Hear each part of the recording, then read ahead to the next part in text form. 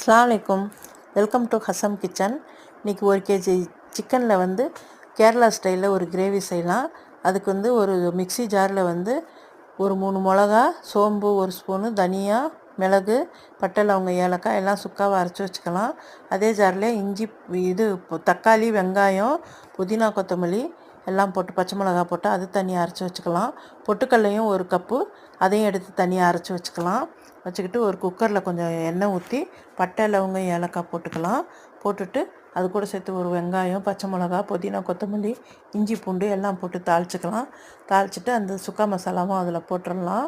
போட்டுட்டு பச்சை மசாலாவும் அது கூட சேர்த்து போட்டு நல்லா கிண்டி விட்டு சிக்கன் எடுத்து அதில் போட்டுடலாம். 1 கேஜி சிக்கனையும் போட்டுட்டு கொஞ்சம் கிண்டி விட்டு பச்சை வாசனை போனவுடனே கொஞ்சம் தண்ணி ஊற்றிட்டு ஒரு பொடி கருவேப்பிலையும் போட்டுக்கலாம். போட்டுட்டு வேக வச்சு தம் கூட்டோம்னாக்கா அருமையான கேரளா ஸ்டைலு கிரேவி. இது சாதத்துக்கு